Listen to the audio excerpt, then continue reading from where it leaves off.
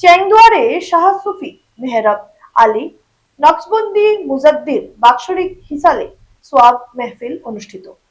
কাছাড় জেলার চেংদুয়ার প্রথম খণ্ডে সোমবার গভীর ধর্মীয় ভাবাগাম্ভীর্যের মধ্যে দিয়ে শাহ সুফি মেহরাব আলী নকশবন্দি মুজাদ্দির বাৎসরিক হিসালে সোয়াব মেহফিল অনুষ্ঠিত হয়। বিকেল 4টা থেকে রাত্রি 12টা পর্যন্ত বিভিন্ন ধর্মীয় ও আধ্যাত্মিক কার্যক্রমের মধ্যে দিয়ে এই মেহফিল শান্তিপূর্ণভাবে সম্পন্ন হয়। মেহফিলে সভাপতিত্ব করেন শাহ সুফি হযরত মৌলানা মহিউদ্দিন সাহেবের রংপুরী।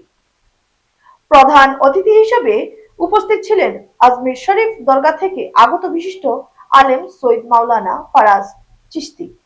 মুখ্য অতিথি হিসেবে উপস্থিত ছিলেন মৌলানা মাসুক আহমেদ সাহেব ও মৌলানা আফজল হোসেন। মেহফিল কমিটি পক্ষ থেকে প্রধান অতিথি সৈয়দ মৌলানা ফরাজ চিশতি এবং আরিয়া ট্রাভেল এজেন্সির স্বত্বাধিকারী আজিমউদ্দিন বরভুইয়াকে গামছা, শাল ও মেমেন্টো প্রদান করে উষ্ণ সম্বর্ধনা জানানো হয়। অনুষ্ঠান সঞ্চালনা করেন উরুস পরিচালনা কমিটির সভাপতি কামরুল ইসলাম মজুমদার। সবশেষে বিশেষ দোয়া অনুষ্ঠিত হয়। এরপর মাজারের রোজায় চাদর ছড়ানো হয় এবং উপস্থিত ধর্মপ্রাণ মুসল্লিরা জিয়ারত করেন।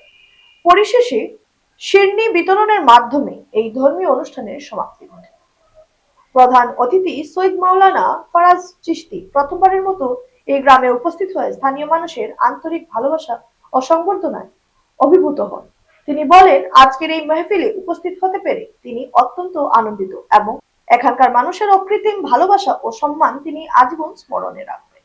चीर कर बाहर आता है, फिर वो जमीन का चीरा सीना चीर कर वो पौधा बाहर निकल आता है।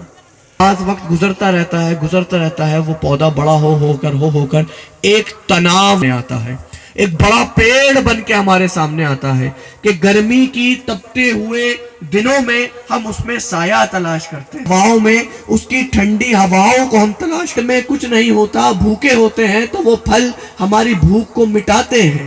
ग्रामीण लेकिन असल